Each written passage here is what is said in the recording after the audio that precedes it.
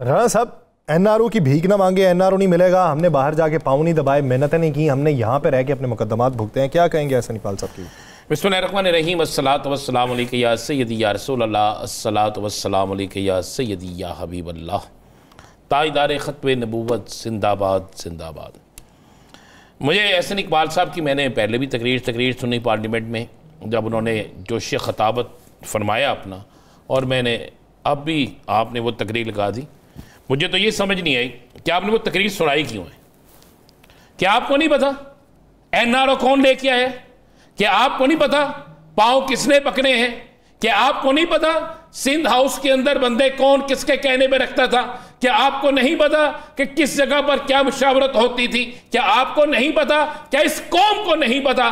क्या एहसानिकपाल को नहीं पता? क्या उस पार्लियामेंट हाउस के अंदर बैठे 70% लोगों को नहीं पता कि जनाब किसकी हुकूमत किस तरीके से आई है?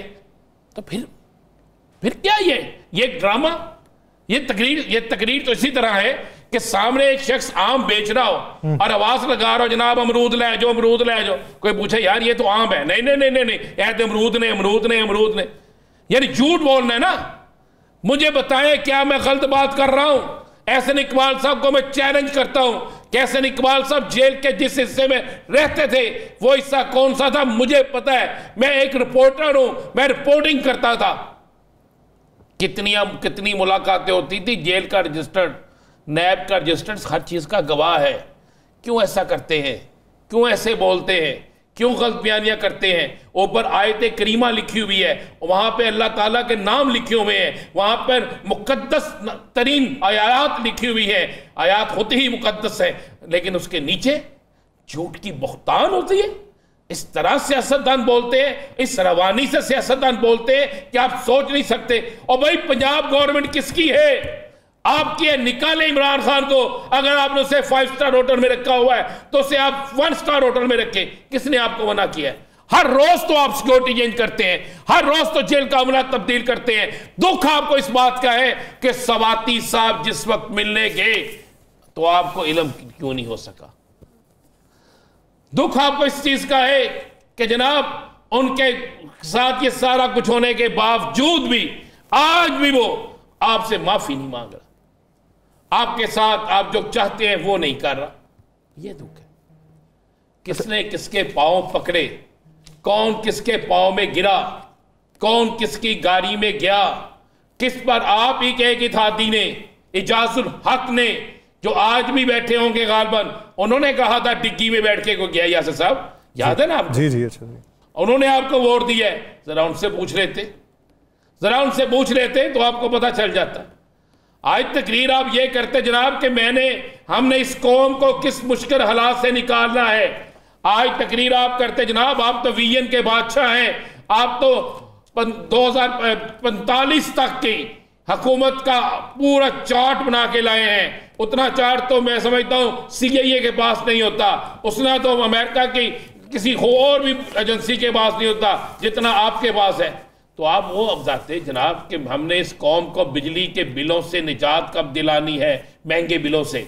आप ये बताते जनाब सर्दियां आ रही हैं, हम गैस का बिलों में महंगाई का हिसाब नहीं लाएंगे। आप ये बताते जनाब कि हम अब अदारों को मजीद सेल नहीं करेंगे। आप ये बताते जनाब हम आवाम के लिए एक खुशखबरी ला रहे हैं। एक ही खुशखबरी बता देते, आप एक भी खुशखबरी नहीं बताई आपने। क्या होता है यार इस असम्बली के इजलास को, खुदा की कसम। राणा साहब, वैसे अजीब हालात नहीं कि खुद ही अपनी ही पार्टी के बंदे बोल रहे हो, अपनी ही पार्टी का स्पीकर हो, और अपनी ही पार्टी के कहे गए बंदे के अल्फाज को एक्सपेंस करवा दिया जाए? हनीफ अब्बासी साहब ने आज जो कहा कि जाके कोई देखे जी उनके सेल में क्या कुछ पड़ा हुआ है, तो वो अल्फाज खुद एक्सपेंस करवाए अयाज सादिक साहब ने, तो यानी फिर उससे क्या अंदाज़ा लगाया जाए? मैं अर्ज़ कर रहा हूँ कि ये मैं बड़ा सख्त लफ्ज़ बोलने लगा हूँ यासर साहब।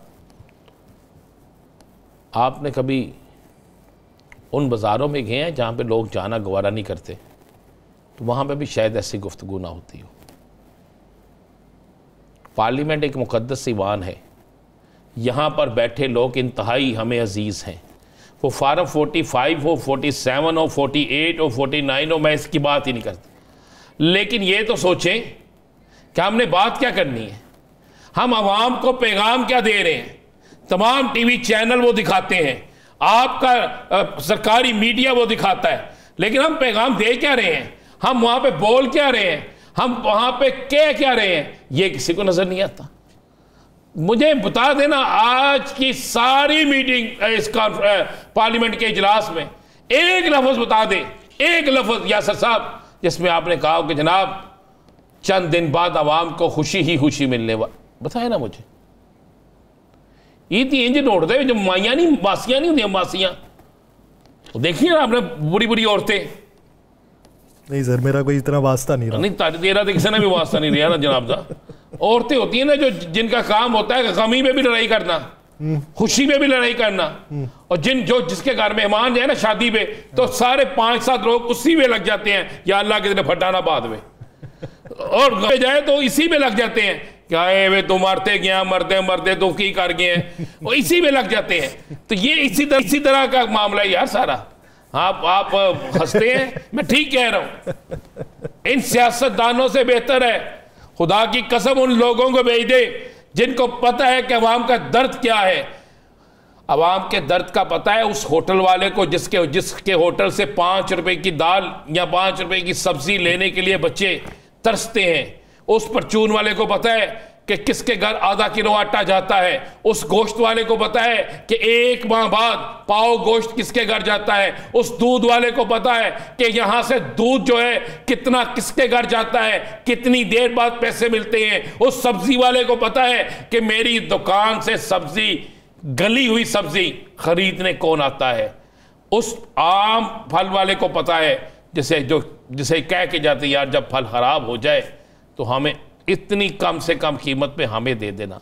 ये दर्द तो उनको पता है, इनको क्या दर्द का पता है।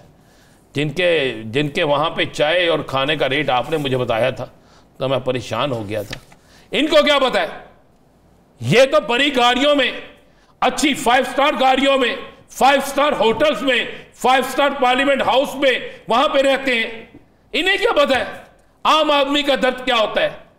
इन्हें तो एक ही चीज का पता है कि हमने अपने सियासी मुखालिफिन को कुचलकर अपने आकाओं से, यानी अपने सियासी आकाओं से किस तरह अपनी बल्ले बल्ले करवानी है, किस तरीके से अपनी इज्जत में इजाफा करवाना है, किस तरीके से अपनी इज्जत को बढ़ाना है, किस तरीके से अपनी इज्जत को 4 चांद लगवाने हैं। ये है इनको पता। इनको नहीं पता आम आदमी का, इनके नहीं इल्म में कि गरीब किस तरह भूख से मर रहा है। इन्हें नहीं पता कि कितने तालिब इल्म तालीम हासिल करना छोड़ चुके हैं। इन्हें नहीं पता कि कितने मजदूर आज भीख मांगने पर मजबूर हैं। इन्हें नहीं पता कि फैसलाबाद सियालकोट की कितनी इंडस्ट्री बंद हो गई है। इन्हें नहीं पता कि किसान जो हमें ज़राअत के लिए हमें दिन रात एक करता था, जो हमारी कमर की हड्डी थी इस मुल्क की, वो बेकार हो चुकी है, खत्म हो चुकी है। जिन्हें 30 सालों में नहीं पता चला उन्हें अब आगे पता चल जाएगा।